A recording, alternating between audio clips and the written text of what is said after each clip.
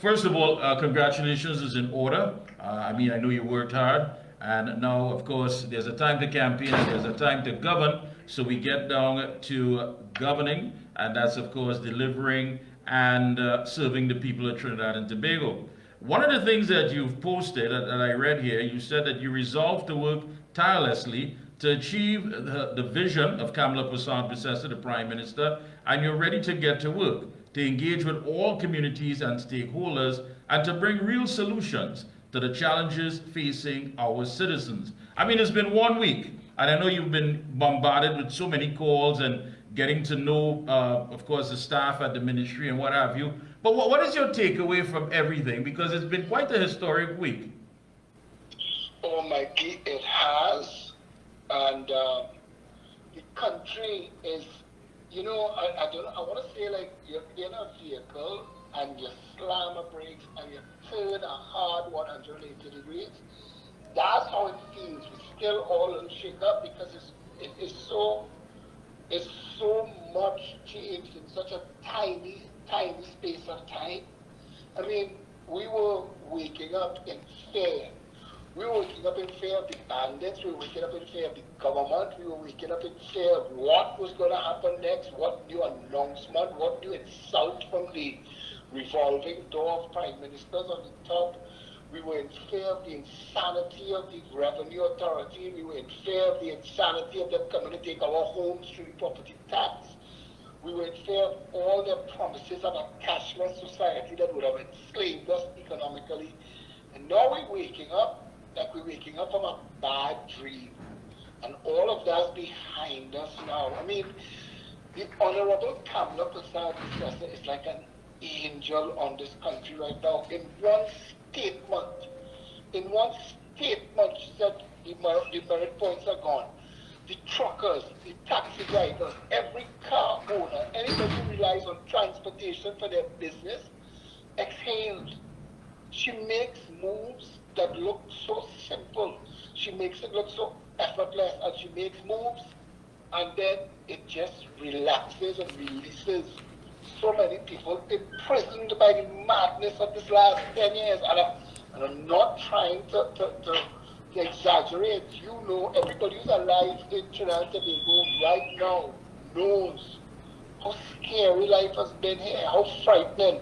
The banks have been doing what they want, the health sector doing what they want. You go to the hospital, you don't know which security guard you're dealing with because you're not dealing with doctors, you're not dealing with nurses, you're dealing with security guards that buffing you and have you sit down in a hard chair for 3 days, 4 days.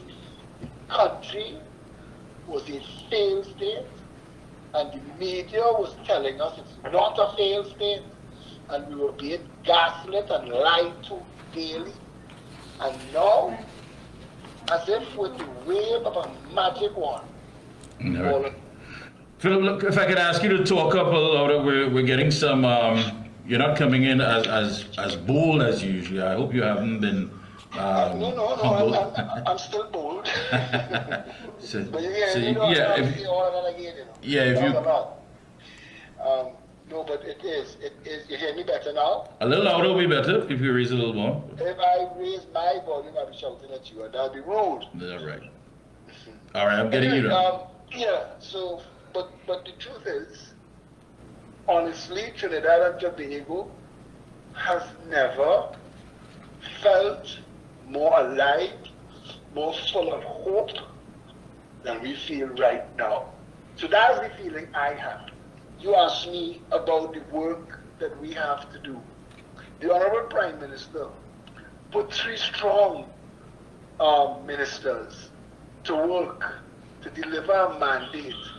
We all have a 6-month deadline on top of us to fix crime, fix water, get housing, get the people settled, get them living a proper life, bring back hope and opportunity to the country. And she wants it now. She doesn't want ministers telling her 3 years down the road, well, madam, we find this and we find that. She don't want excuse makers. She wants people that will go in there understanding the objective and hit the target. And that's where we're at. Tomorrow morning, myself and the substantive Minister, Dr. the Honorable David Lee, We're going to be in the field from early in the morning. We're going to many of the projects currently underway. I told people when I was sworn in, I know that one of the main jobs was to get that list perfected. So we have an idea of the size of the goal we have to hit.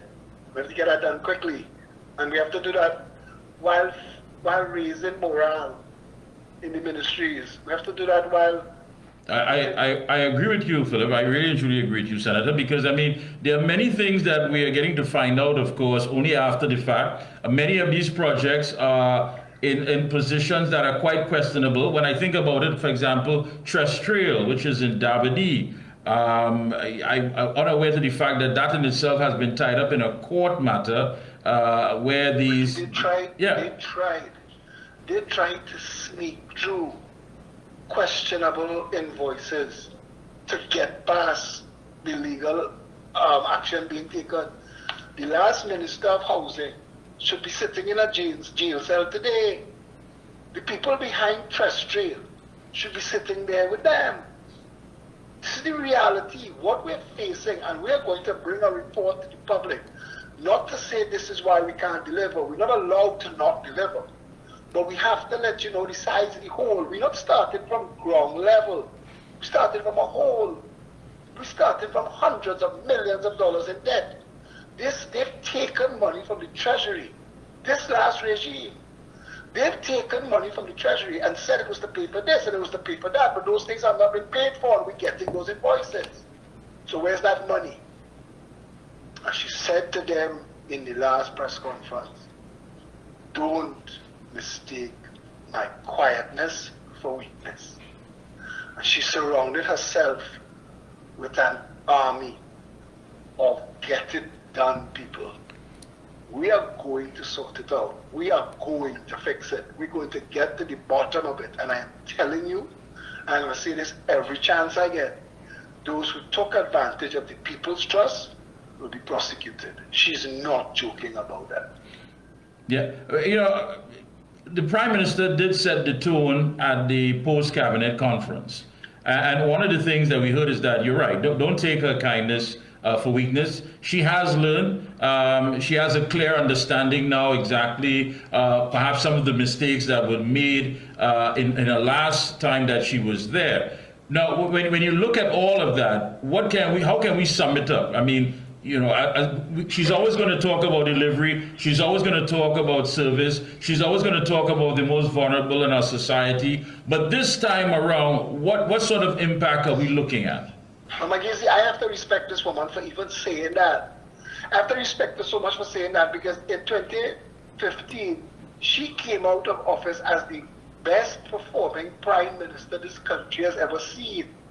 She was let down by her communications team, who went down all manner of rabbit holes instead of just focusing on this is what was accomplished in the last 5 years and this is where we're going, which is what should have been done. And I know that you've been singing that song too. You've been saying, you were saying it then. Come on, what are we doing? We've delivered more schools than any government in history. We've delivered more hospitals than any government in history.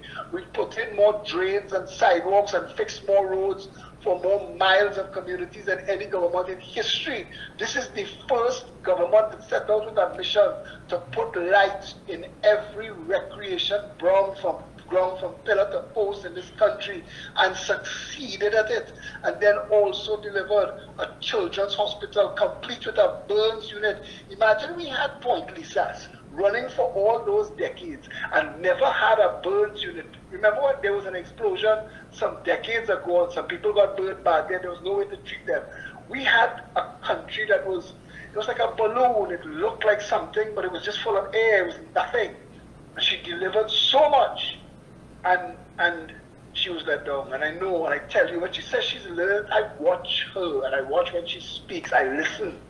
And I know what she's learned.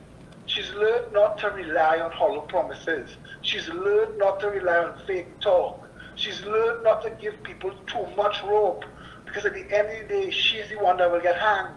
So she knows now that every single person that is part of her cabinet, part of her government, part of this mission, has to deliver, and she knows that her job is to make sure that she set the tone, she set the pace, and she made sure that it's being delivered. If you ask me what I expect differently in this government, accountability daily.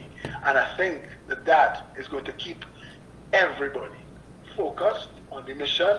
Before you know it, we're going to blink twice. We're going to be in the 2030 election, having beaten her last government, as now becoming the highest performing functioning government in history of Trinidad and Tobago.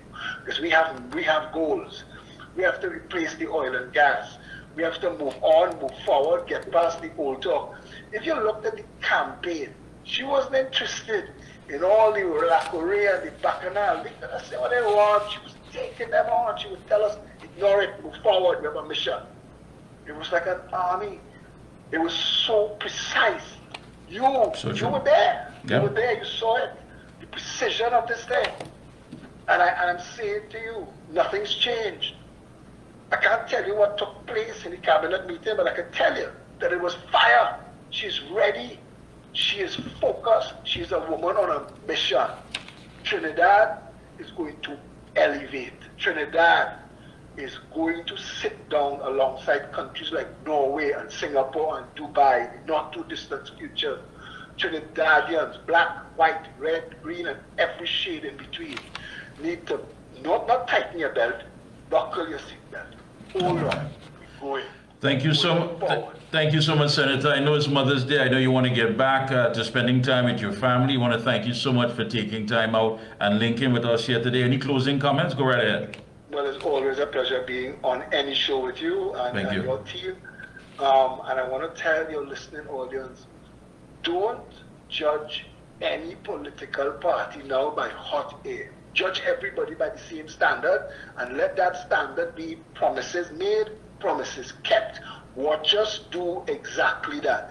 Watch us keep all of the low-hanging fruit promises quickly, and watch us bring the big problems to book and get this country back the way it's supposed to be. Mikee K, thank you. Thank you so much. Appreciate it. Thank you. All right.